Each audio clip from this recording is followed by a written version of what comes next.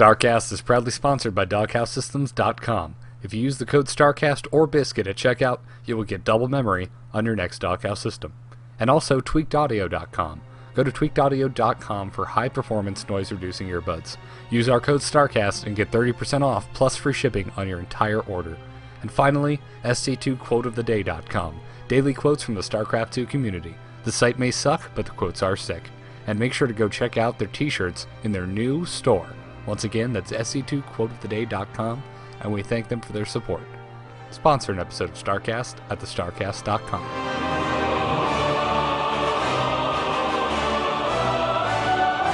Hell, it's about damn time for StarCast. Incoming transmission. Biscuit.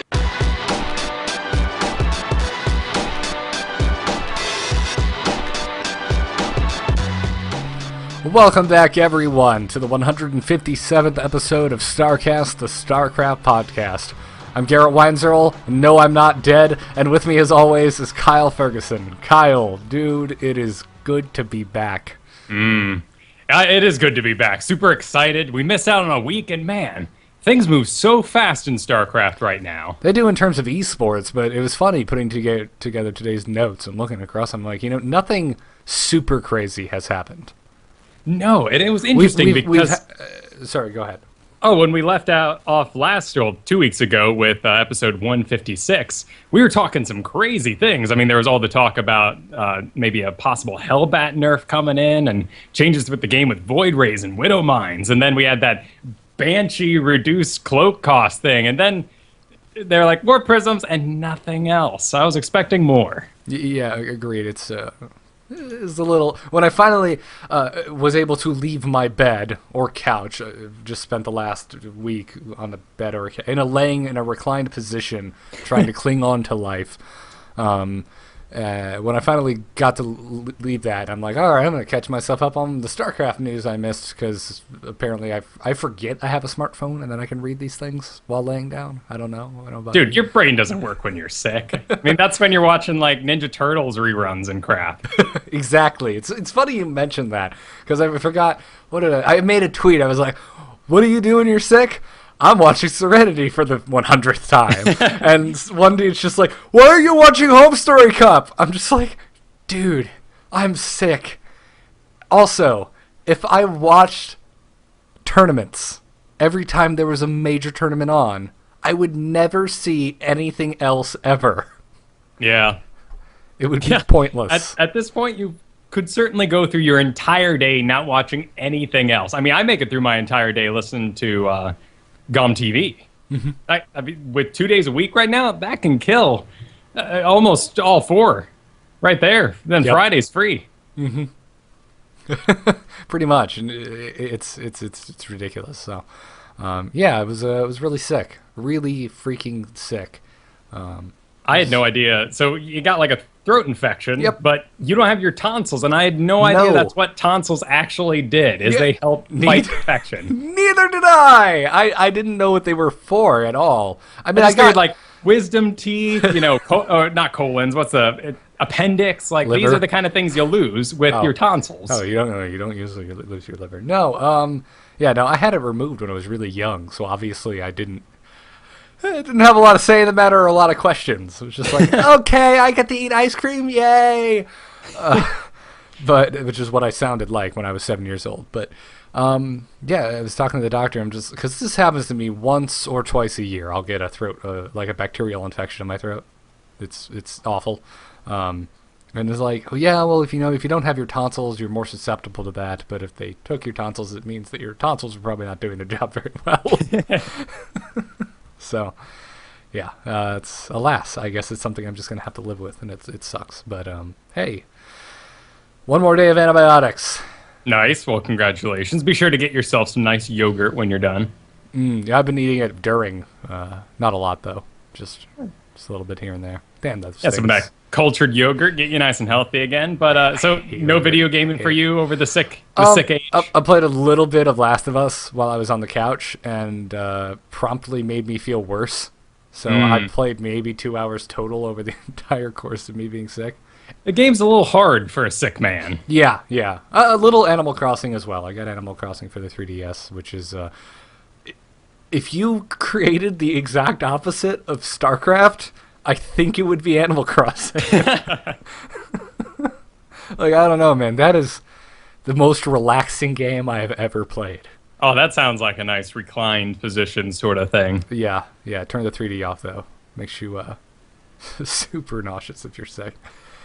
Man, I know I've said on the show before, I don't know how I did it when I was younger, but I played video games like 8 hours a day. I now remembered why I did this. It's because I rented video games. I rented Last of Us this past weekend, and 2 days, 8 hours each, beat that game in one big go. Had a great time. Nice. I still haven't beaten. I played, I think, like 2 hours of it the other night when I started feeling better. I'm up to the generator room portion. Oh, nice. Yep. Yeah. Damn, that every like, I don't know, it's not broken up into chapters, but you can definitely tell like if it was what the chapters are. And like every chapter, man, it's just like it all starts as just like, oh man, whew, I can't believe we lived through that. Well, It looks pretty nice out. All right, well, this will be fine. Nothing's bad's going to happen. And then everything bad happens. You're talking about the generator in the bottom of the hotel, right? Oh, no. That part sucked also. No, I'm talking about, like, there's a factory and there's a big-ass, like, power a city generator. Oh, okay. Oh, that, okay, yeah. I'm trying to be vague. I gotcha, yeah. Man, that part was scary, though, down in the basement of the hotel. F that. That's where the zombies come in that don't adhere to the rules of all of the zombies you fought so far. Yep. That freaking game. We're going to talk StarCraft, I'm sorry, but we've been gone for 2 weeks. We're doing a little catch-up. Yeah. Okay. If you have not played Last of Us, the entire first half of the game, the zombies follow... They lumber around slowly on a set path unless they see you. Then they rush you. And the whole thing is you're supposed to sneak up on them. I didn't know this was a stealth game, by the way. Supposedly you can play it both ways, but no, you cannot. Anything outside easy, you're playing stealth mode. Yeah, you cannot play it outside of stealth. So the whole game, you're like the first half of the game, you're taught like be sneaky, learn their motions, and sneak up on them. And then halfway through the game, they're like, hey, here's these zombies that literally just run around. They're constantly running. They'll hide from you. Even if they see you, they'll go back and like hide somewhere, and then they'll wait till you cross a certain threshold, and 3 of them will just pop out and gang rush you. Well, thank goodness you have a submarine built into your head. Yes. Yeah, dude, that game. It's awesome, but also frustrating at the same time. There's some mechanics that just make me want to scream. Yeah, I mean, I've said it. I haven't had such a immersive time since Mass Effect 2. Oh, wow, that's a high accolade from you anyway. I know. I mean, a lot of people I know like Mass Effect 2, but you are a raging fan of it. Yeah. So, good stuff. But did you get up to any ladder at all while you were sick? I know when I was sick, 2 weeks ago, barely anything. The few 2v2s you and I played, no. Okay. No, that was my sick time. How about you, man? I had to quit the 2v2s and go back to 1v1 because I was doing awful. I mean, I can kind of do some 3v3s if I'm feeling casual, but something about 2v2.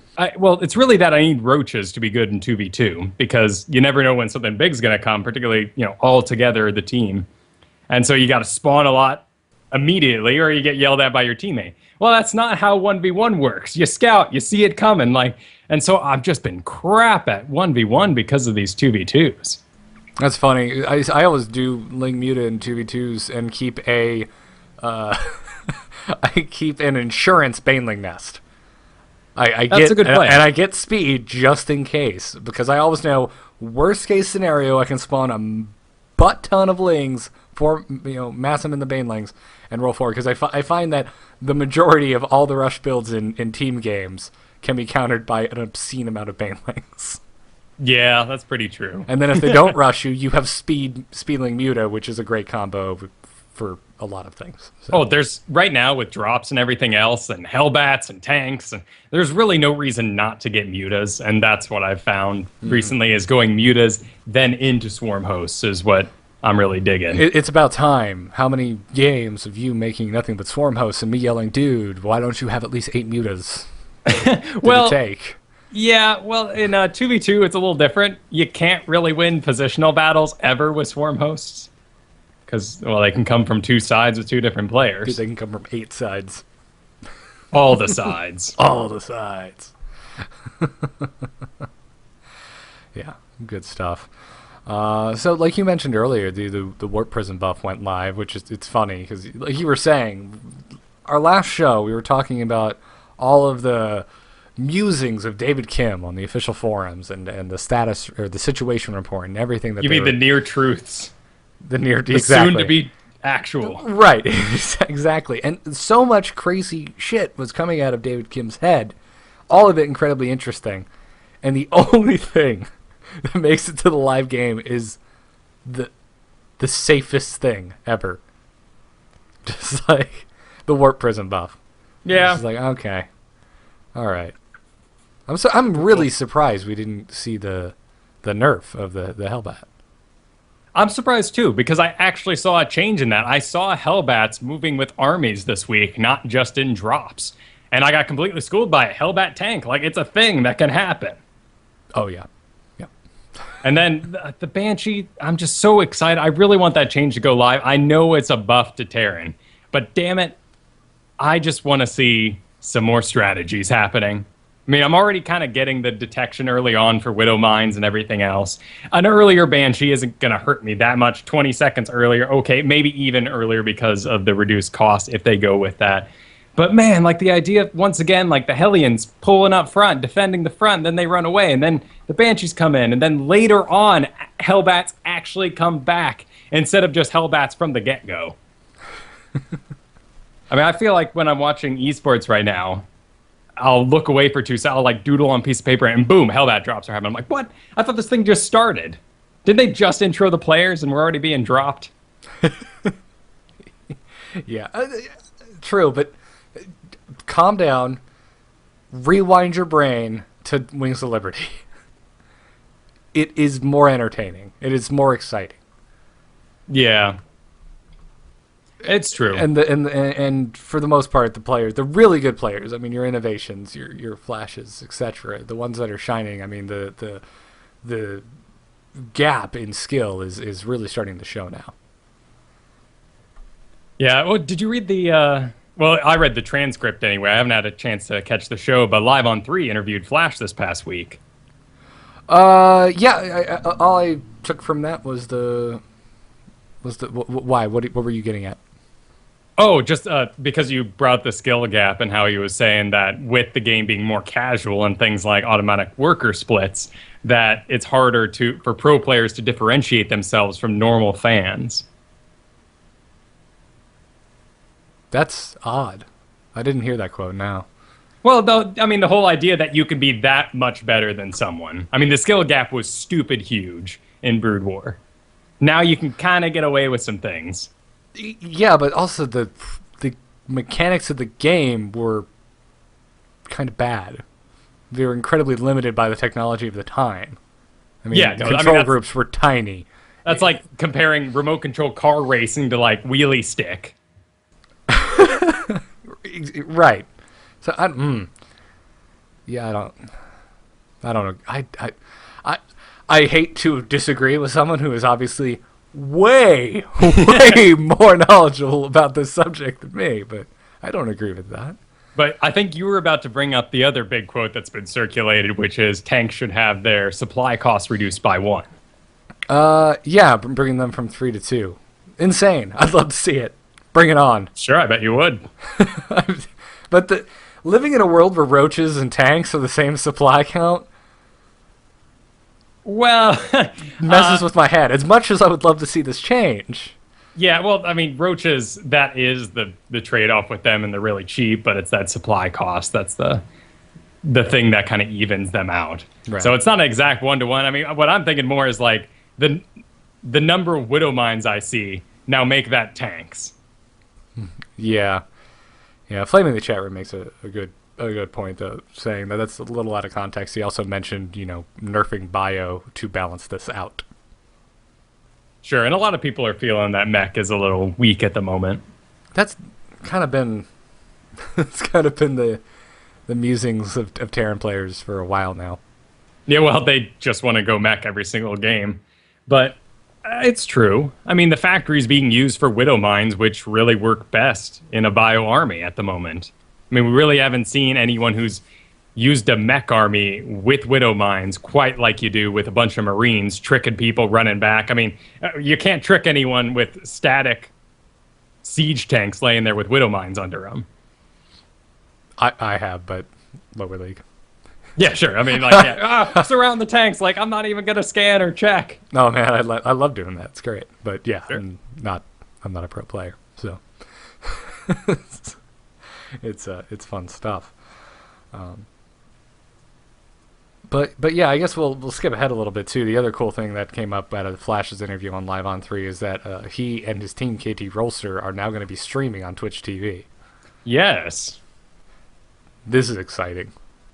I mean, yeah, you're not a Terran player, but I don't know. Imagine life just, has never streamed a day in his life and just goes, I'm going to start streaming on a regular basis starting this date. Sure, there were those random days where Dong Regu did it about a year ago, and I was totally catching it, checking it out. With Kespa, they're going to be so secretive. I don't know if what you see on the stream is going to be anything like what they're actually doing. True. I mean, I don't expect anyone who's streaming to be showing their deepest, darkest secrets. Sure. So, I think to expect that from a pro player stream is stupid. Yeah. Not calling you stupid. No. I mean, it's true enough, and it's great for their brand. I mean, like I said, ever since Flash got up at an MLG and said, I hope to one day be your champion, he entered my heart. Because I'm like, oh, what a humble... And even still, in that interview, he's so like, well, I'm going to get there. Yeah, I'm good, but I could be better. It's like, damn it, everyone's saying you're the best in the world, and you know you can be better. That's awesome. Yeah, and he's damn good. I mean, Yeah. He might not be the top of the top, but he's the top. He just doesn't have that second top yet, I guess. I don't know. Imp in the chat room says Flash is going to stream nothing but Diablo 3. It's the only way to keep him safe. Gonna be doing some rogue PvP today.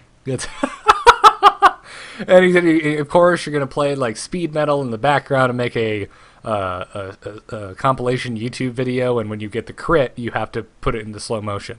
Mm-hmm. Oh, jeez. You're taking me back there. Wow. I can't remember the Hunter I used to watch back in the day. This is not the time or the place for this discussion. It was always Fury Warriors and Blackrock Spire.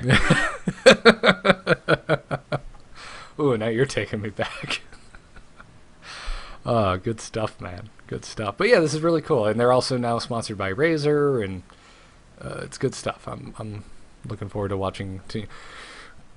Putting on my robe after the shower and like, oh, Flash is streaming. Oh, curl up and watch him. Like the cultured stream. Like, yes, of course. We can all watch trash streams like some guy platinum. Hey, Jerry Springer shows. It's not a velvet robe, and I'm not sitting in a smoking chair. Oh, well, just check in. All right. Have one of those like huge but scruffy dogs next to you. Yeah. But the other big news that came out on the subject of tournaments, specifically WCS America, it's been announced that NASL is taking over as the host for come season 2, which is now here. Yes, isn't this interesting? I think it's a particularly interesting parallel when we were just hearing last season how NASL was not allowed to piggyback and do their own stream off of what MLG was doing, yet we're having that exact same thing happen with GOM right and OGN. now. Yeah. Which I'm glad, because I don't really care for the OSL's production, but no, well, and I mean that's just who we've like grown into the scene with. I'm not very familiar with Ham and Cheese and Monte Cristo. That's his name. Ham and Cheese. And Doa. You're not giving his handle enough credit, man. No, I mean, they do a good job. It's just when I have the choice, tasteless narcosis. Yeah, it's a no right, contest. we'll get into that a bit later, though. They could use a few writers. But yeah, this is... you know me, I usually really hate drama and whatnot in my esports news, but this is the first time where I'm just like, this is like the biggest drama. We're not getting the drama end. Yeah, well, that's because it's kind of a mutual agreement. Yeah. It's just kind of, hey, NASL's taking over, and then MLG's just like, hey, yeah, it was cool, but we're not doing this. Hey, we're exhausted. We need a nap. I mean, I don't know. I'm not sure. I mean, that was one of my first assumptions was, when I think MLG, I think big LAN events over the course of 3 days. I don't think of them as constant production. Whereas NASL, I think of them as a constant stream of content. Well, MLG has their studio, but NASL studio, it just seems more formal, better put together, really great awareness of their downtime and everything else. And I mean, and we saw this MLG coming up this next weekend, and with the top first place prize pool being only $10,000, we knew something was up. You're talking about the Open tournament that they're doing at Anaheim? Yeah. Yeah, it is a lower prize pool than usual. So, yeah, it's weird. But Total Biscuit took to Reddit right after this happened and pretty well explained everything, and was basically saying how we assumed that Blizzard was throwing money at the situation. That really wasn't the case. They were helping out, but they weren't footing the whole bill. And so MLG was left with a lot of slack to pick up, and it was costing them. Okay. Gotcha. And I'm assuming just the cost for the gain netted was not equaling out there. No, I mean, they had sponsors, and that's how they were trying to make up for it. But really, I mean, MLG is a production company that has primarily worked with live events in the past. Mm-hmm. So when we see this now, it's like, well, of course NASL should have it. I mean, this is what they do as online tournament content. And every once in a while get together for a finals. Yeah, and their finals aren't bad. I mean, no, NASL has always did, I think, a pretty damn good job. Sure, but not as good of a job as MLG does for a live finals. Correct. Correct. So luckily, everyone's kind of dividing off and doing what's important to them. Yep. It's it looks good in the long run. I think everyone kind of wins. So yeah, I'm not disappointed about this. It's good news for me. Good news, everyone. And I hope this means more MLG live events, and they continue to master that format because it's got its own issues, and I'd like to see that become an even bigger spectacle with time. Yeah. Come back to Florida, damn it, please, soon. Yeah. I'll get more excited about MLG when they start hosting events in my home state again. I know, and I'm in a union city here. You would think Chicago I'd be okay, but apparently just too damn expensive. Ugh, that's a shame. But yeah, on that subject, so this upcoming weekend is the Spring Championship for MLG. And while the prize pool isn't super awesome, there's a ton of... It's a 128-player open bracket, and what a mix of players. Yeah. Have you looked through this roster? It's insane.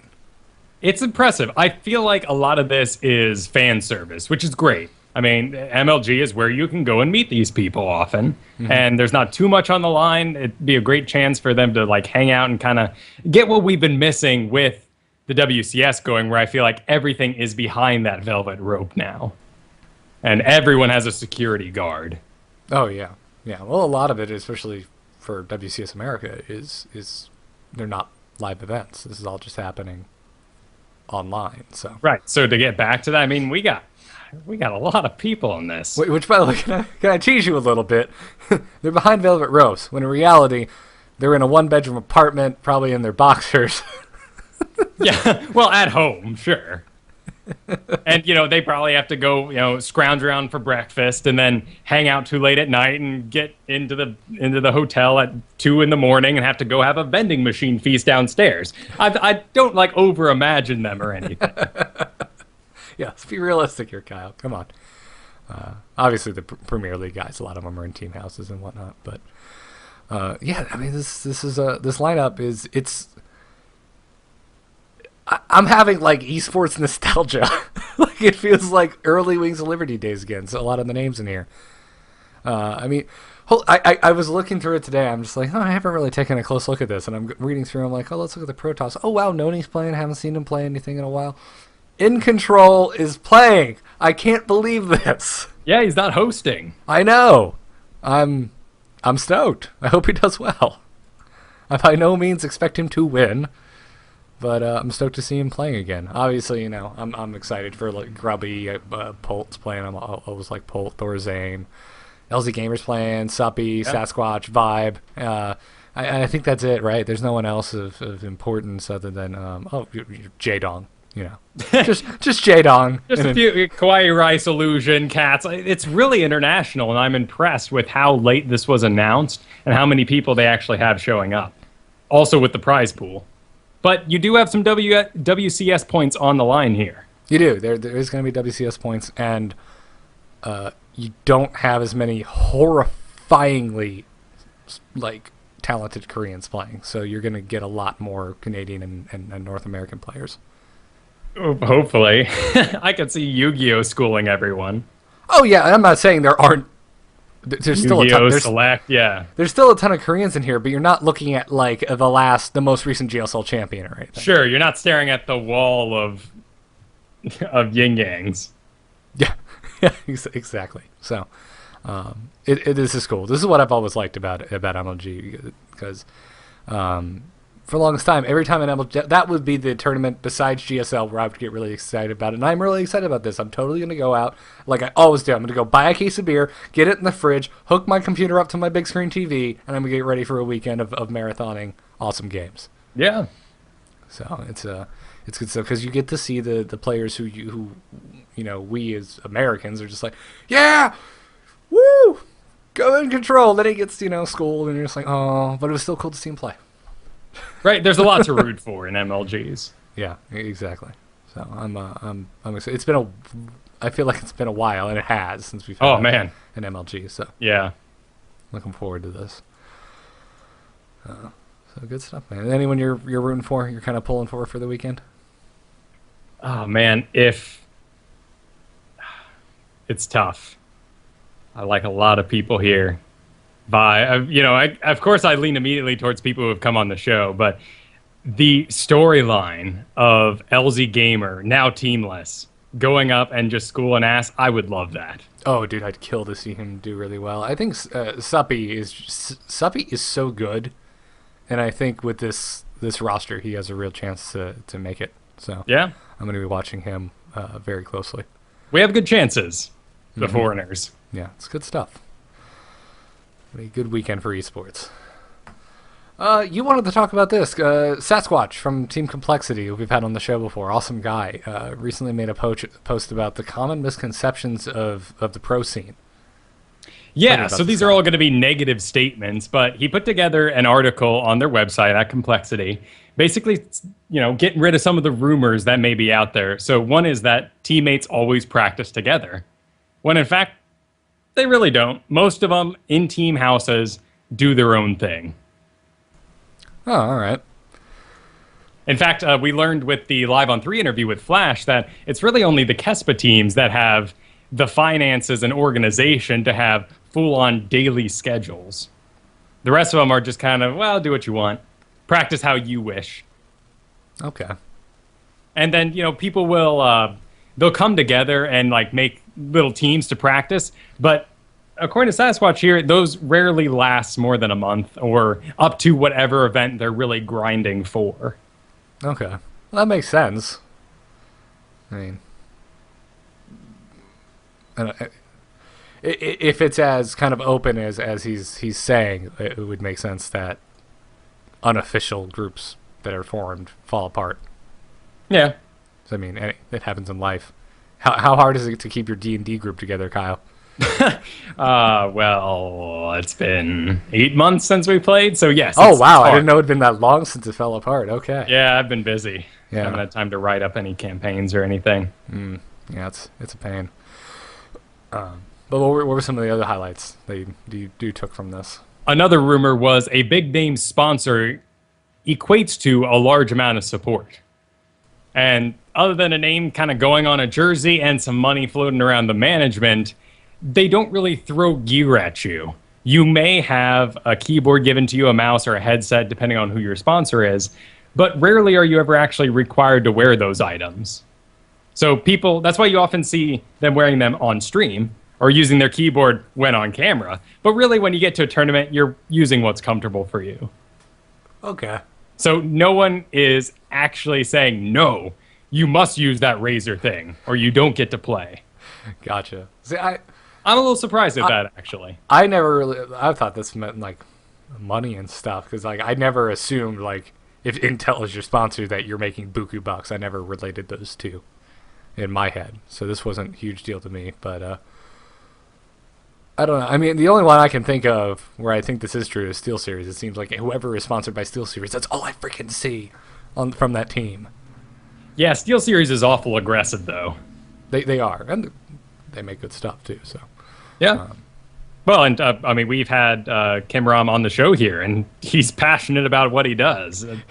That is a fact. Yeah, that's why it was cool having him on, because, like, at a glance, you're just like, you're going to have the dude from a product company come on. It's like, no. Right? Is he just going to spend the whole real time? Deal. What's really exciting is we have this fiber optic cable, and you're like, oh, God. No, he was great. He was awesome. Yeah, this is over a year ago, I think, since we've had Kim Ram on, but that was a good episode. Go back and listen to that. Another misconception, ladder ranking is an accurate list of players' ranks in skill. And this is sad to me, but of course it's not true. I'm pretty sure Blizzard has debunked this many times. Yeah, well, if I was at the top of Grandmasters, I would believe it. I take that back. It's freaking... it's every pro player ever has debunked this. Yeah. Not Blizzard. Well, there's a lot of practice being done outside the ladder. And it's just personal preference. Some players really take to it, and other ones just don't care. Yeah. This is a good one. Pro players don't see what you say about them. This is, of course, a negative statement, so they do see. And just like anyone else, I mean, you hear, I was in a play and there's a review in the newspaper, and everyone says you shouldn't read reviews, but of course you're going to. Yeah, obviously there's going to be exceptions to that rule. It's very much on a case-by-case basis, but I'm sure. If you don't think that I don't freaking Google myself every now and then, or like run a Team Liquid search just to see if anyone's talking smack about the podcast, you are mistaken. I don't like doing it. I always regret it. Yeah. But I can't help myself sometimes. Shame. We could do a whole podcast where Kyle and I just sit here and talk about how down we get at ourselves when we read Reddit. Or like get a review and just one and like, it's okay. And you're like, what? It's just okay. But this is like... Well, it's like half my week here I just gave to you. Do you know how much time and effort I put into putting together this show for the complete lack, sometimes cost of money? Oh, it's funny, man. It's funny. It's ridiculous. I'm glad you mentioned that, because it's just like, how many freaking positive reviews have we received over the year? And all it takes is one.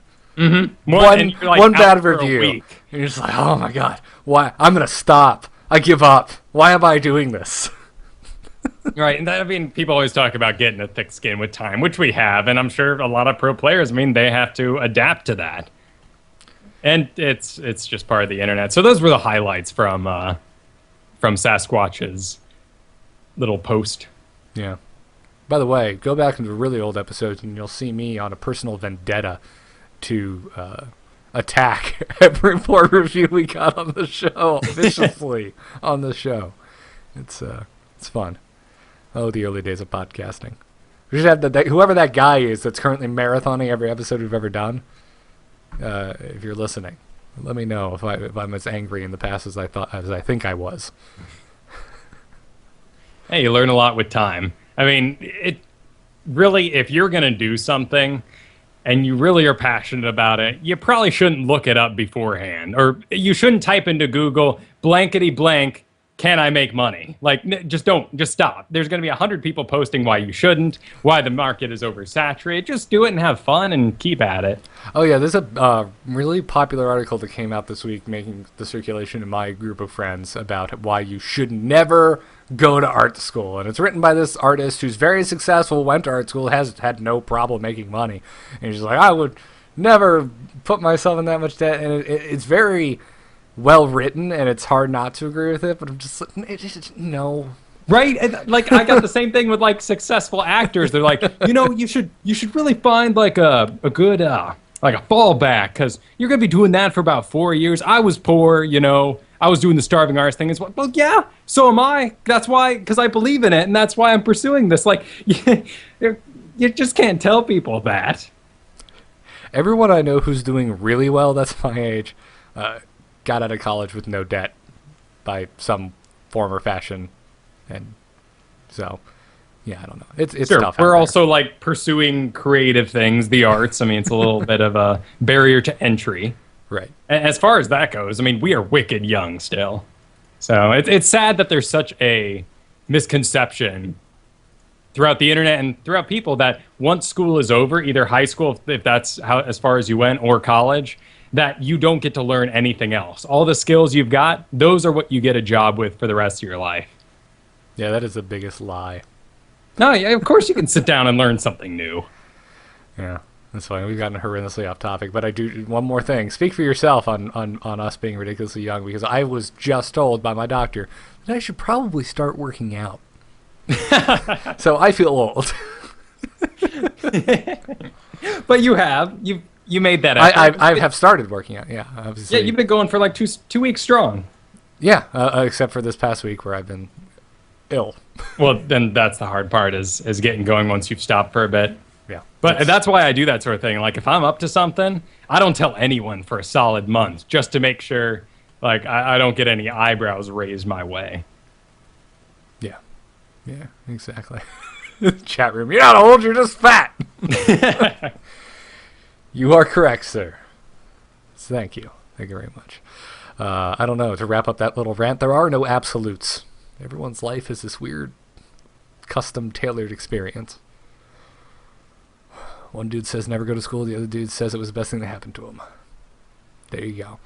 Let's talk some tournament results, shall we? Let's do it. Because we missed a lot in the 2 weeks that we were gone. The big, huge thing that happened that we were prepared to talk about last week before I was stricken down with illness was the DreamHack Summer Open. And it was a long weekend of awesome production and awesome games. I never stop being impressed by DreamHack's production. And dude, I was like doing a little dance inside. Did you notice their in-game their in-game UI?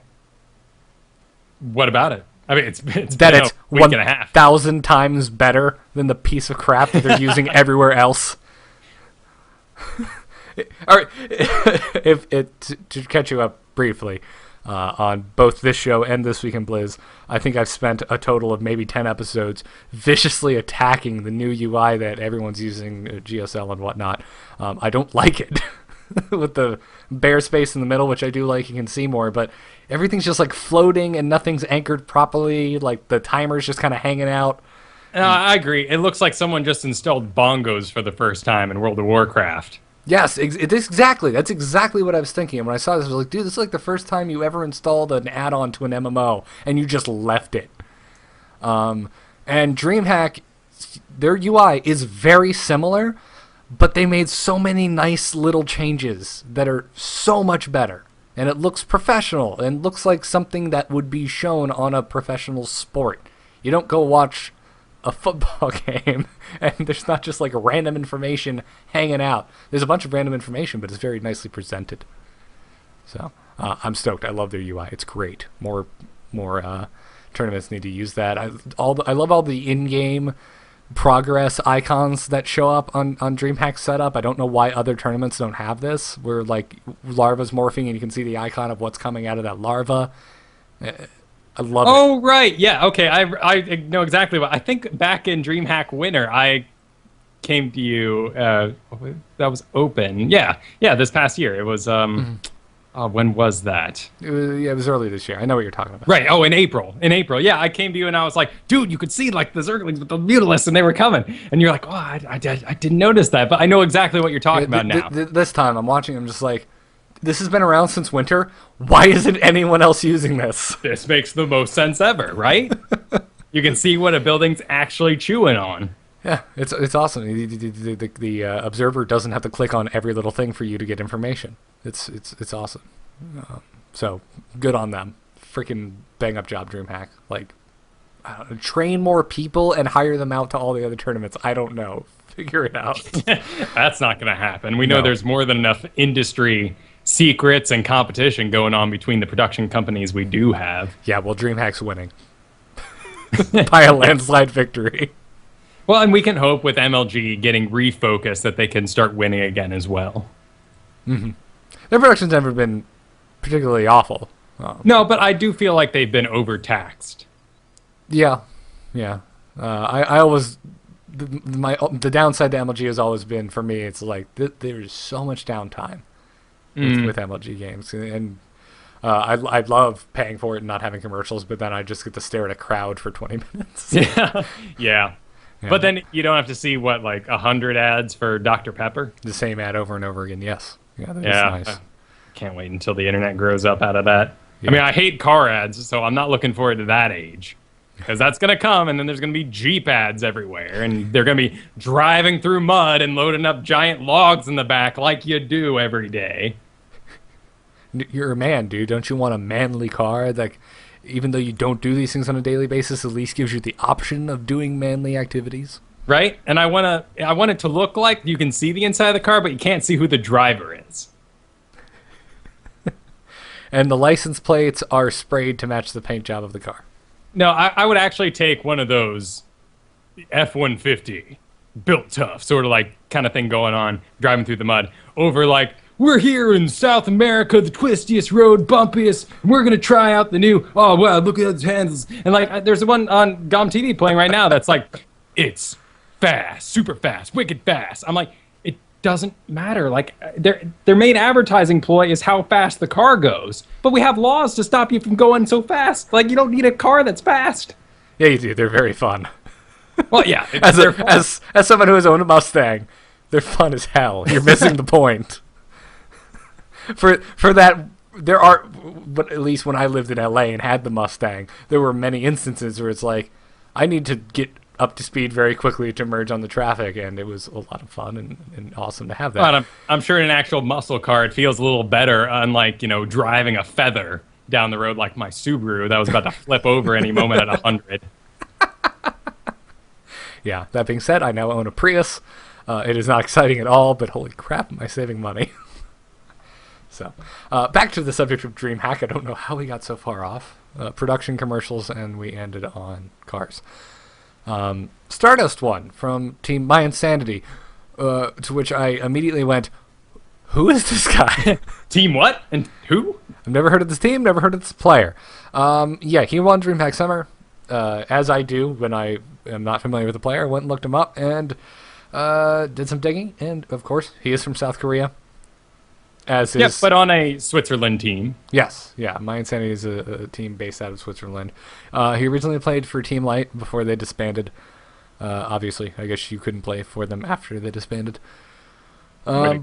Yeah, but he's actually been really busy since Pro League's first StarCraft 2 season, which was actually a hybrid season, if you remember, back in between 2011 and 2012. Yeah, I'm really feeling like I need to start watching that. What? Pro League. Well, isn't that OSL? Well, it's what OSL does normally all the time when they're not doing WCS. Right. So actually, with that statement, I'm not sure I want to watch more OGN. Right.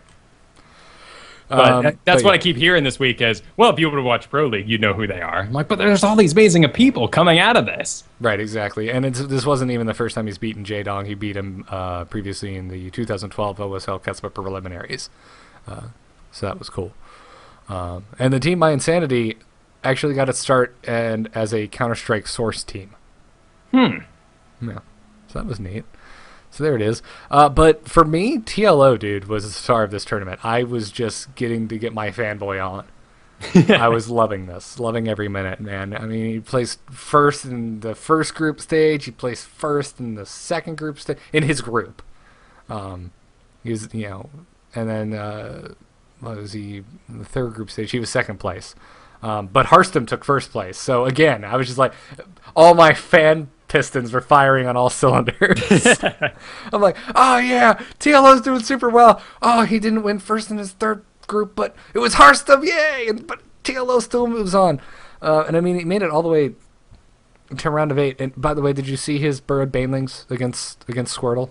I did see that clip, yes. Do you just have like wet dreams about it now? Well, if I actually studied where to put him, I'd love to emulate this. But he was spot on, and that was incredible. Yeah, this is a serious, map awareness right there. But and then even when he lost, I'm just like, oh, I'm sad you lost, but oh, you lost against Tasia. I love Tasia, and he's on your team, so I can't be that mad. But fans got really mad on Twitter. They're like, how'd you lose to a Tarrasque? And he took it so well. He was just like, don't you ever get mad at me for losing, especially to a teammate. He's a champion. Basically saying that Tasia won fair and square. Yeah, no, he's a great sport, always has been, but that's got to be frustrating, cheesed by a teammate. And from our perspective, it is like, what the hell? Yeah. That's some bad sportsmanship, but hey, I mean, winning's winning. Exactly, especially in StarCraft. It's right? I mean, someone with Donkey Kong and walking off the edge, it's fair. It's in the game, right? You won. Someone needs to get Vin Diesel in here so we can, make that quote from the first Fast and the Furious. It doesn't matter if you win by an inch or a mile. Oh, I thought you were gonna do. He's in my face. I'm in your face. No, that was not the quote I was gonna go for. But kudos, you didn't strike me as someone who would have any knowledge of Fast and the Furious quotes. I did Fast and the Furious, biggest fan. Oh, okay. I watched Fast 5 with The Rock. Oh yeah, I didn't watch the newest one. I do remember that because you guys were complaining about the forced butt shots. Oh my god! It's like, I'm being forced to objectify this woman. I don't want to objectify this woman, but the camera is making me.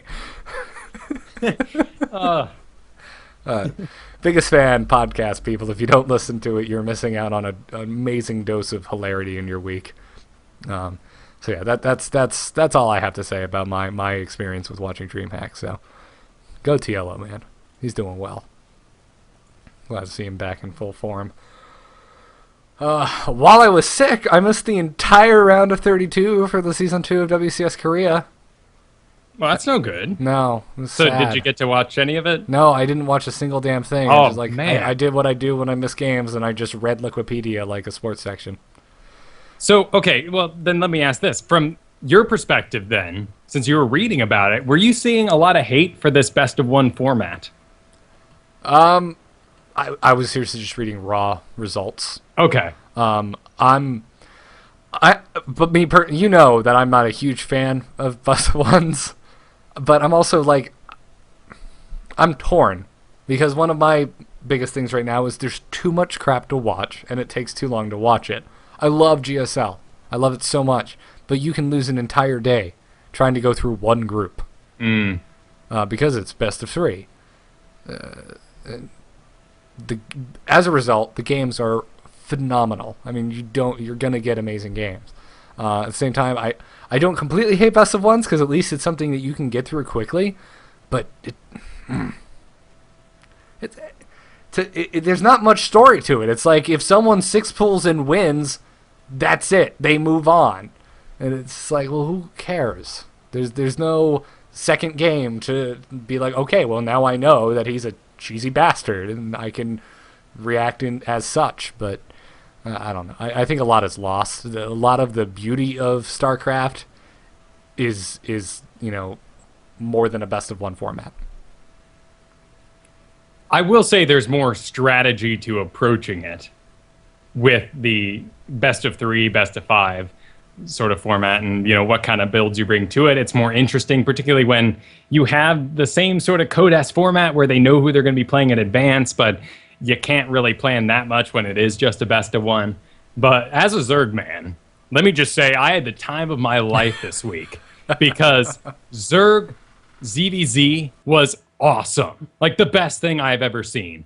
Not a single, there were not lings for like the first 6 minutes. No one wanted in a best of one to get in that stupid ling, baneling met with the queens running around and oh my god, I expanded, you did. Like it just gets so messy.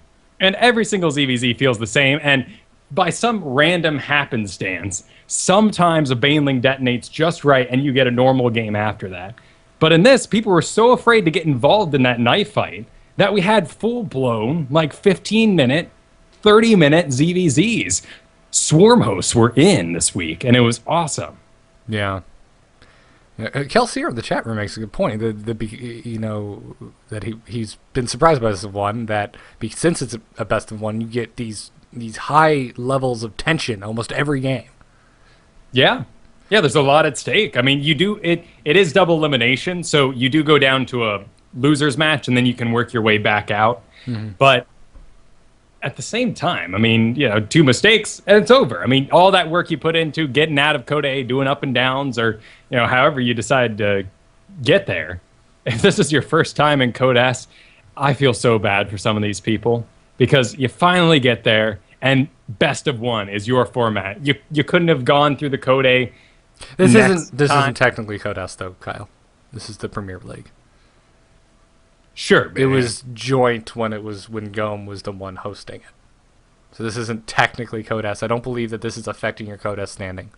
I could be incorrect. Email me. I haven't dug that deep on this, but I'm pretty sure that this doesn't affect your Code S standing. This affects your Premier and Challenger League standing. Right. It would be a placement in OGN's tournament with WCS points. Sure. So if you want to break it down, like, who cares more? Like, well, my mom only cares if I win GSL, so this doesn't matter anymore.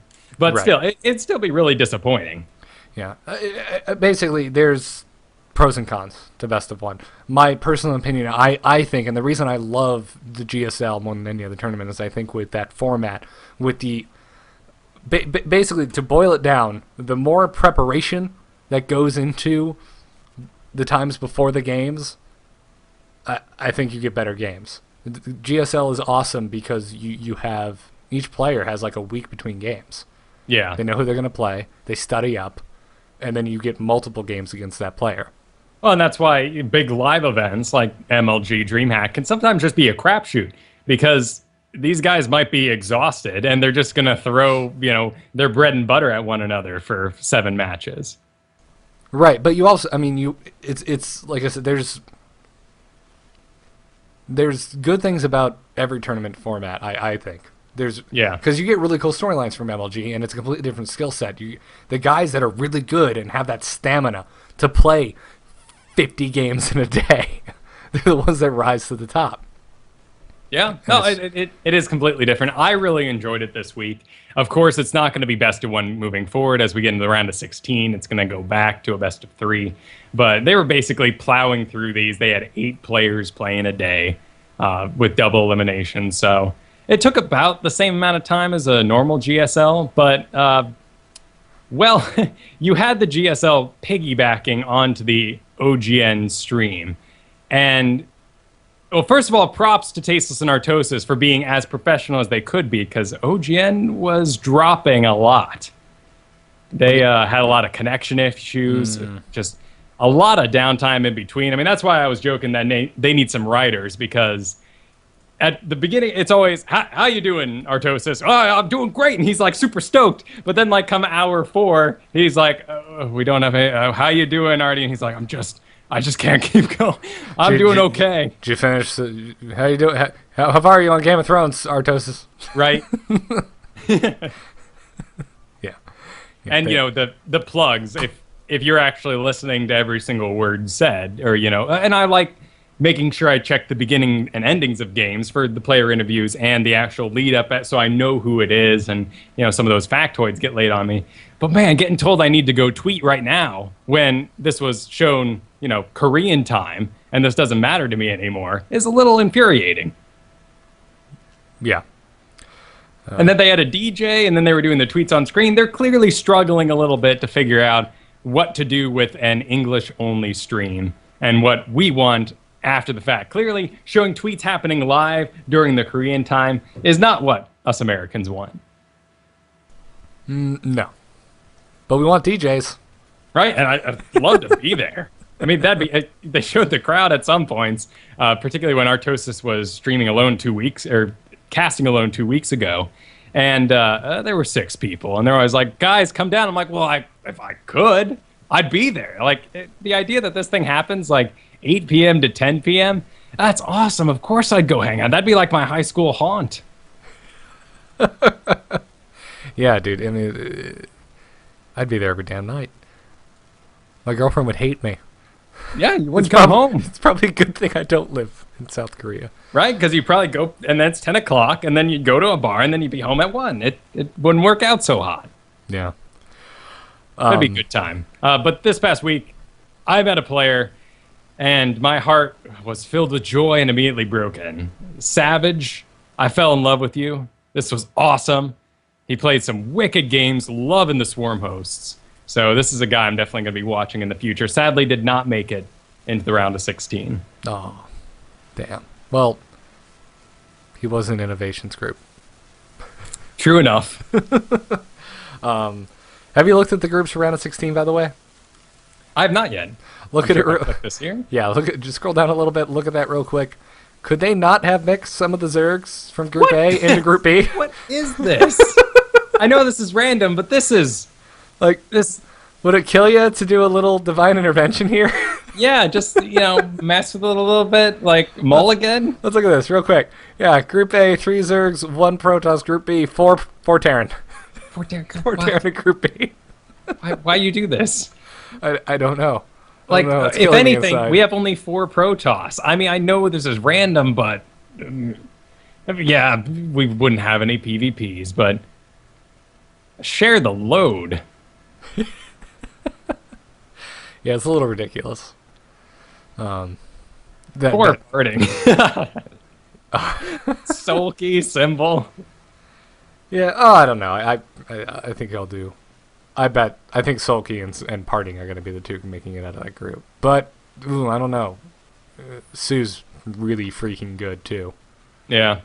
Well, just about everyone who's left here is freaking good. Did you see... Well, you didn't. But first games. Man, this is a Protoss to be watching. Oh, first? Yeah. Okay. So he was doing really well. Oh, he was smashing. Sweet. Yeah, it's some good players. Bad racial distribution, but these are... As is always the case with the Korean tournaments. High level of freaking skill here. Mm-hmm. So... we also missed the Red Bull training rounds over this past week. This was just an 8-player, 2-group stage format. Interesting prize allocation. Basically, every time you won a game, you won $100. Yeah. Yeah. Well, they've done this before. I mean, they called it the training grounds, and they did this again, where they just kind of have an invite and go up against each other and have some special rules to kind of make it interesting, give players time to prepare. So I think they have good production. I mean, it's great to see Red Bull both like exploring the stratosphere and supporting esports, and also having that like bicycle flying contest every year. Oh, Flutog? Is that what it is? Where you Yeah. build a flying machine? I almost did that one year when I was in LA because they have it out there every year, but didn't make it. That's awesome. Yeah. I was going to make a cardboard X-wing. As long as the S foils could open, I'd be happy. Lock S foils in attack position. Why wouldn't they be X foils? They make an X. Yeah, I've never understood that either. And then with the Y wings, they don't do anything. Like those, if we played Rogue Squadron, you know that those Y wings are the bombers. So why would a X-wing with proton torpedoes that shoot forward angle down into the hole? I mean, it was an exhaust port, so there's stuff pushing out of an exhaust port. It's not a suction port. So did Luke use the Force and push the missiles in? Otherwise, you'd need a bomber to drop bombs on it. I've never understood that. And then there's that guy, like the only guy in the third one that has an A-wing. And A-wings are awesome. They have awesome lock-on targets, if you know from, Rogue Squadron. And it's just that guy in the green who goes, ah, and crashes. And, they're doing the shields are on, too late, ah, and they blow up the Superstar Destroyer. So I guess he's a hero, but still, a waste of ships. Yeah, I was about to say, what do you mean Y-Wings don't do anything, man? They're the most heavily shielded and they're bombers of the Rebel fleet. They're freaking badass ships. Right, but they don't accomplish anything in that run. True. There's a few very small scenes where you'll, I think you see in like one shot, you see a Y-Wing drop a bomb at some point, but... Right, and then if you're in the know for Star Wars, then you see the bomber TIE fighters and two, and you're like, oh my god, I've played those in game. Yeah, exactly. Again, you only ever see them actually drop a bomb at one point in the entire trilogy. Anyways, Imp said, apparently he missed something quite funny. Golden was asked who wins more between him and Sound, because Sound and Golden were the finals at Red Bull Training Grounds, and he said that they split games 40-40, and apparently Day 9 completely lost his shit. I don't get it. Because if it's a split, it's 50-50. So Day 9 doesn't like percentages? He would have laughed. He was laughing. Lost his shit laughing. Oh, I see. Okay. I think I missed it. Calm down there, Kyle. You never find something really funny and say, I lost my shit? Well, no, I didn't think he actually lost his shit. Yeah, you say that. I'm just confused. I'm lost. I'm sorry. Okay. Golden and Sound. Yes. Played in the finals. Mm-hmm. Golden, in an interview at the Red Bull Training Grounds, was asked, I guess, when you two play each other outside of the tournament, who wins more often? And he said, oh, we split games. We usually it's 40-40. Should have been 50-50. I see. Okay, I was looking for This is more no in longer that funny. Yes, I'm sorry. I made you explain it. It was a little rough. I apologize. That's why we have an editor. Yeah, exactly. To the live crowd, I hope you enjoyed Kyle's confusion. I was just looking for more. I was expecting a pun or something, not just a mistake. Yeah, also to our editor, Noobing, don't edit this out. I love this stuff. Sure. Well, that stuff's always super embarrassing. Like this one time, a snake tried to bite me, and I said, haha, and pulled my hand away at the right moment and said, I am the higher mammal. And, well, clearly snakes aren't mammals. And a snake tried to bite you, and you made a joke out of it. Yep. That's the kind of man I am. But It was a wrong joke, just like your 40-40. Yeah, exactly. They are not mammals. Way to go, Kyle. But anyways, and finally, Home Story Cup, rounding out the week. Poor TLO, man. He's doing so well, but he keeps ending up against Tasia and not winning. Yeah, well, Tasia's a beast. Yeah, I love Tasia. I told you my pet Thor in World of Warcraft is named Tasia, right? Oh, did you? That's awesome. Yeah. I think this past week, just to screw with Ben, I think I renamed it to Innovation, but it'll be changing back, don't worry. So, yeah, good stuff. But Tasia then went on to win Home Story Cup. He won 4-3 over Snoop. So, woo! Team Liquid, man. Doing good this week. Yeah. Good stuff. So, anyways, freaking Octane Pro in the chat room making me laugh. I looked over at the wrong moment. I apologize, by the way. I'm very stuffed up still, so if my voice is awful this evening. According to him, you're still handsome, so... Oh, well, good. That's because I've been sick and I haven't shaved, so I have this lovely peach fuzz going on. Because my beard does not grow in evenly at all. Anyways, we got some emails, and first off, we've got a call-in. If you'd like to call in to StarCast, you can leave us a voicemail at 941-882-0281 and leave us a voicemail. An anonymous fan called in. I don't believe he left a name. Let's hear what he has to say. Hello. I just wanted to say that I listen to your podcast every so often at work, and it helps me get through my somewhat tedious, boring, stressful job. And when I listen to you guys, I can't help but feel like maybe I could be inspired to be a pro gamer, but I kind of suck. And I know that there's always somebody better than you in this game. I really like your guys' shows. I find it highly entertaining, and my main race, Terran, I was good last year with Weinzierl Protoss, but then they changed the hotkeys around, and ever since then I've been a little intimidated to play Protoss, and I don't like how they changed the hotkeys. I'm hitting A for Marine instead of now it's M. You know what I mean. Anyway, just keep up the good work, and I hope to hear this message on your future show. All right. He said, you know what I mean? I don't know what he means. The hotkeys haven't changed. Well, they may have gotten screwed around with them a little bit because they introduced all those features to make it easier for new players come Heart of the Swarm. So, like, remember when they took away our building selection or enemy unit selection and all those sort of things? Okay. So things definitely are different. And if you change race, that's also a big difference. And let me just say, you have a boring, tedious, and stressful job? That's rough, dude. Oh, yeah. Nothing's worse than having stress from a manager when you have nothing you can do. It's like when I worked in retail and we had these headsets, and the boss would get on like, really up those sales, guys, and the store would be dead. It's like, well, I can't. What am I going to do, like, hawk it outside? I've had that job.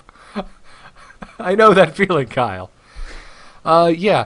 I mean, the only thing I can think of is he was playing Terran for a really long time, and then he swapped to Protoss, and he's expecting, like, a 1-1 conversion, like, workers should be S regardless, or, like, I don't know what to tell him. No, I mean, you could change your hotkeys, but that's kind of an obvious statement. Yeah, exactly, and then that can get really confusing, but there's some players I know who couldn't not play the game any other way. Yeah. So, yeah, I don't know. Those thumb buttons on my mouse, man, I utilize those. That's my 0 and 9 because I don't want to reach that far. Oh, so you actually use those with StarCraft? Yeah. I don't have the Naga, which I had back when I used to raid hardcore. It just has 2 little buttons right here on the side. Oh, that's pretty common. Oh god, dropping my freaking mouse on the screen. But yeah, no, I just bound those to 9 and 0, and that's what I throw my Command Center, Nexus, and Hatchery on. Interesting. So according to ImpSC, he's talking about Brood War hotkeys, which is a setting in Wings of Liberty, so he may have set that a while ago. Because I remember that. I mean, it made sense back in the day that M was for Marine, but that is not where your hand is hovering during a game. Yeah, no, not at all. All right, that makes sense. As for, if you want to be a pro player, man, just do it. We actually had this conversation earlier, actually. We've had this conversation with a lot of pro guests on the show, actually, too. Yeah, well, if you want to do something, don't intimidate yourself by thinking someone's always going to be better at it than you. Because you know what? You're already letting them be better than you. Yeah, that's a really good point. It's funny, because you and I have had this discussion a lot this week. This philosophical discussion about just in general life, trying to get better at stuff, learning stuff outside of school, and it really just all kind of falls under the same bubble. You just need to freaking practice. You need to apply it yourself. You need to do whatever it is you want to do and get better at every day. Yeah. And then find your own enjoyment in it, of course. What you're probably doing is playing to win, and when you're just getting going, you're not going to win. No. And you're going to have a bad time, frankly. If you start StarCraft because you want to win every game, you're going to have a bad time. Precisely. So yeah, find a build you like and try it out till it works, man. The game, the ladder system is designed so that you lose half of the time. I know, and it hurts. Yeah. It's painful. It's not... Yeah. This is not the days of, I don't even know, like, I can't, only being not online play. Yeah, I can't think of a game really that you can purposely jump in and just game the system somehow to school noobs. No, not multiplayer. No way. No, not anymore, anyway. Unless, of course, you're Jackass. And you invited friends over to play a game that you're really good at, and it's their first time. That's about it. And that was my friend Aaron in college with Super Smash Brothers. Right? They just have too much time in their hands. Specifically Melee. I hated Melee because wave dash. If you couldn't wave dash, you couldn't play that game competitively, and it was a broken part of the game. And since Nintendo refuses to acknowledge the existence of the internet, never fixed it. Wave dash. Yeah, it was a glitch in the game. It had something to do with like quick shielding and trying to dodge, and you'd kind of like slide. Oh yeah, just dodging. No, No, not No. the like twist in the air. no. Oh, it was some sort This of happened on the ground. It Oh, was okay. like really fast, like moving, herky jerky like. And yeah, it that just became the way to play the game and play it well and be good at it. And I hated it. I'm really good at Brawl, but everyone I know that's hardcore about Smash Brothers hates Brawl. So there's that. Well, that's because the Smash Balls. Please, sir. We're hardcore Smash Brothers. We play no items. Well, yeah, that's how you should do it, or at least like leave on Pokeballs or something on lowest. Yeah. Exactly. So, that being said, anyone out there, I challenge you. I can beat anyone as Pit. Oh, wow, that's you a will throwdown. not. You will not beat me. Well, I'm going to be down there in almost 4 months. Or, yeah, about 4 months. So, We will have a Smash Brothers party. I guarantee it. right? You got some Bowser coming your way. Ooh. Oh man, I'm gonna work you so hard. Yeah, well, okay. Bowser's so slow. Yeah, no, I'll go Zelda. That's my real smash and face. Oh, that's the other bitch character I can play. That freaking Din's Fire man. Oh yeah, where you just stand back and nothing but Din's Fire. Oh my Speaking of god. things I haven't seen in a long time. You didn't watch the WCS Korea. I was about to say the GSL. You know what I saw a lot this week? Infested Terrans. A ton. All mana into Infested Terrans. And even a game I watched today, a ZVZ, that was like 15 on 15 Infester. Wow. Yeah. Damn. Didn't work. I don't think I saw a single time where I was like, man, Infested Terrans, you're really represented. Nice. I got an email from Corbinism who wrote in, and he said that he's been watching our show since episode 30-something and that he loves it. When I was listening last week, I heard you guys mention a new series from the creator of Death Note. It's called Bakuman, and it's about 2 kids who want to make a manga. It's awesome, but as a warning, very different from Death Note. He said, I have only caught 1 episode of the show live due to weird work schedules. I was the guy who asked about trackball mice as a friend of mine, games exclusively with them. Oh, right. Yeah, I remember that. That was How could we forever forget? ago. And That's I horrifying. still think your friend is a psycho. No, Check his but- basement. He probably murders people. Either that or he picks up all the chicks in bars because he's really good at that golf game they always have in there with the rolly ball. What chick do you know who is impressed by the old Pro Tour golf arcade game? Well, I don't. Maybe it's a loud machine. They think it's Vegas or something. He's like really winning over there, or maybe it's got groupies. So stupid women? Like, what are you trying to say, Kyle? Okay, all right. He said, anyways, I listened to the podcast episodes on my long drives to work. They're great for my sanity. Love all your shows. Congrats on keeping on this long, and thanks for getting me into the GSL. My wife and kids are starting to get into esports now because I always have it on the TV. Many thanks from Northern Alberta, a province in Canada. Thank you, Corbinism. So, Yeah. Bakuman, I will have to check that out. Very, very cool. I love Death Note. That was such a good anime. I've never sat down to watch it. Dude! Oh, it's so up your alley, too, you ex-goth freaking kid. No, that's a wonderful, wonderful anime. I'm not a huge anime head, but there's a few select ones I really enjoy, and Death Note's one of them. Well, I'm kind of left feeling a bit empty, you know. I beat Last of Us, and then Game of Thrones just ended its season, and I was in utter disbelief. I was like, wait, that's it? How crap was that series finale, by the way? Well, you needed some time. Yeah, I agree that you need some time to set things up for another season, and we're kind of in the middle of things, so you didn't want to end with the Red Wedding. But season 1 and 2 had amazing endings. Right, and they should have ended with the Red Wedding. Yeah, actually, I wouldn't have disagreed with that. But season 1 and 2 both ended with something supernatural. You know, Oh, I think we might have said too much. I don't want to spoil stuff for people who haven't got. But season 1 and 2. We said that it doesn't end supernatural, and I was impressed. I like the shanking. That was enjoyable. Oh, the shanking. I forgot about that. Was cool. But yeah, the final scene is the worst final scene of Game of Thrones so far. Yeah, I honestly didn't think it was over. And so next Sunday, I'm looking around. I go online. I'm like, "Are you serious?" Yeah, they only 10 episodes a season, dude. It's short and sweet. And now I'm watching True Blood because I've seen every episode. So why not continue? But that is a terrible show to go to after Game of Thrones. Oh, I bet. It is so stupid. I don't know why I still watch it. That's like when you go pay for like a $200 dinner, and then at like midnight you're hungry and eat like Cheetos. That's really good. I wish Newsroom was after Game of Thrones. So it was like, all right, I've got my epic out of the way. Time for some intellect. All right, I've had my epic and my intellect. Now I'm ready for stupid True Blood. Yeah, you need to take some steps down first. Yeah, exactly. But hey, Dexter starts up this weekend, and it's the final season, so I'm really excited to start watching that. Nice. And then the preview for Legend of Korra, the next season, started up. So I didn't see that.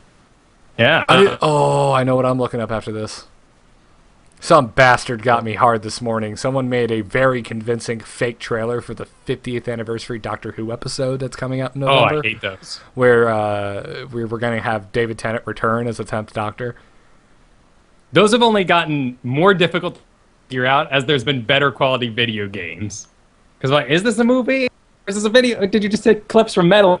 Because I've never played that game. Dude, this was the most convincing fake trailer I've ever seen. I bought it hook, line, and sinker.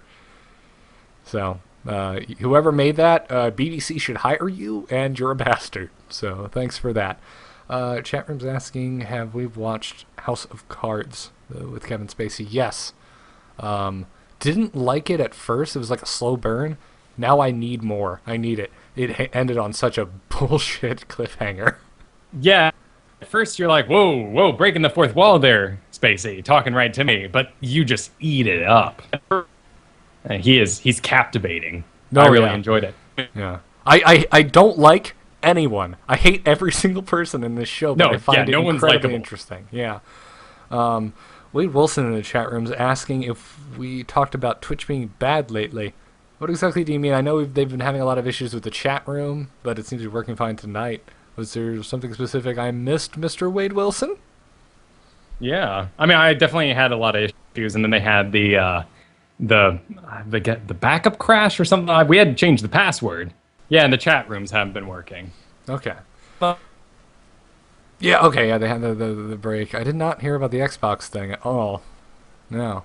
Well, I'll look into that. Maybe we'll talk about it next week.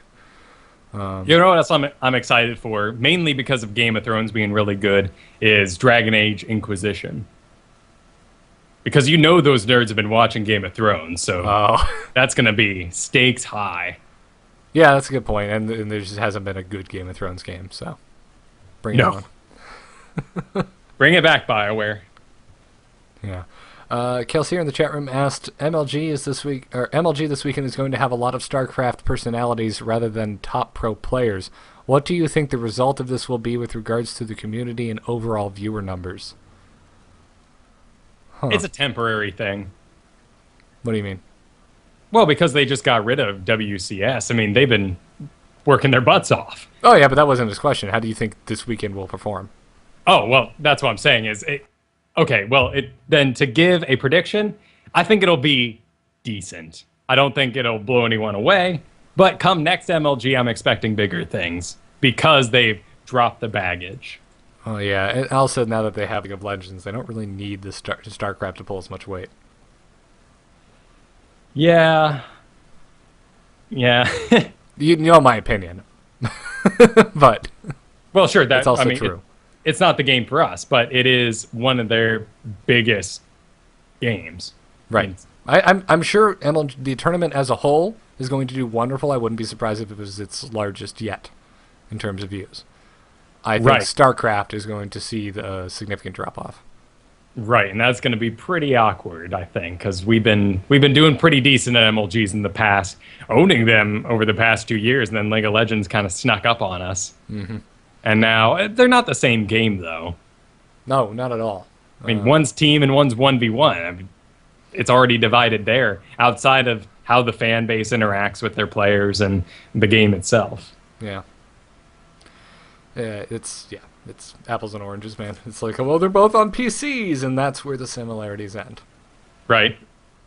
And isometric cameras, but anyways, that about wraps it up. That is it for this long overdue episode of StarCast. Thanks everyone for tuning in. If you have oh wait, before you get into that, because I know some people stop right before the big read, but no show next week? Oh, correct, yes. Next Thursday is July 4th. We are American. We're going to be eating hot dogs and blowing shit up. Yep, that's how it goes. So, no episode next week, so we'll see you on the following week, which is going to be, what will that date be? Thursday, July 11th will be episode 158. So, thanks for tuning in. If you're a podcast listener and you have not left us a review in the iTunes store, please do so. It's a really easy, free way to help out the show. StarCast is a production of amove.tv. You can see more about this and many other awesome shows like This Week in Blizz and our new show, The Campaign Roundtable, over at amove.tv. We will be recording our new episode of The Campaign Roundtable this Tuesday, and we'll be doing Dear Esther, the shortest, quite possibly, enjoyment to hours spent. Amazing. Sure. You know, I've had necromorphs burst through walls at me. I fought endless rows of zombies, but something about a shadow moving right out of view creeps me the hell out. Yep. Yes, it does. So no game before it actually emulated the spookiness of Ghost. Yeah, you're breaking up something fierce. Oh. Am I better? You sound good, and then it just drops entire words. It's weird. I don't know. Doesn't matter. We're at the end of the show. TheStarcast.com is the place to go for our forums, archives, t-shirts, and more. You can catch us live every Thursday night at 8 p.m. Eastern right here on twitch.tv/thehandsomenerd. All of our VODs are available at youtube.com/StarcastShow. Head on over there. Please like the YouTube channel. It's relatively new, so we could use some folks over there liking and commenting on our stuff. You can catch our podcast on the Frog Pants Studio Ultra feed at frogpants.com, and you can email us at starcastshow@gmail.com. Follow us on Twitter at the StarCast. I am at Garrett Art. Kyle is at Kyle Fergusson. And big thanks to our production crew, Octane Pro and Captain Newbing, for all that they do for our show. And finally, my final pimp. Check out my site, nomoonart.com, for my stream graphic design work. If you need a freelance designer, I'm always available. Once again, that's nomoonart.com. Kyle, where can people find you? You can find me at Biggest Fan Podcast. As always, this week we are doing Cosmo and the like. Brockett calls them girly mags, but that makes me think of pornography, so I'm not going to call it that. And I'm worried that he is going to name it Biggest Fan Girly Mags. Oh, so like Cosmopolitan and... Yeah, like magazines stereotypically for girls. The magazines that they have to put a plastic, card in front of at my local grocery store because they have too many things about orgasms written on the front. Yeah, they do that in Florida. They don't do that here in Chicago. Well... What can I say? That makes sense. Cosmopolitan makes you wouldn't want your son learning how to pleasure a man, would you? Wait, what? I mean, what are they concerned about? Tell me there's going to be a girl guest on this episode. No, there isn't actually. Oh, this is going to be a delightfully awkward episode. I can't wait. I'm looking forward to most certainly. But also check me out this week on Running with Scissors podcast. Both Brockett and I of Biggest Fan were interviewed over there. Had a great time with those guys. They run a arts and entertainment podcast, so we were interviewed on Running with Scissors. Oh, very cool. Check that out. And finally, big thanks to our sponsors, DoghouseSystems.com, TweakedAudio.com, and SC2QuoteOfTheDay.com. Our code is StarCast. That code gets you double memory on your next Doghouse Systems gaming rig and 30% off and free shipping off of your entire order of noise-reducing earbuds with a lifetime warranty from TweakedAudio.com. And then also make sure to go download SC2QuoteOfTheDay's new iOS app. Just search for QOTD and grab it. We thank them for their support, and we will see you in 2 weeks' time. Happy 4th of July, everyone. Take care, America. America.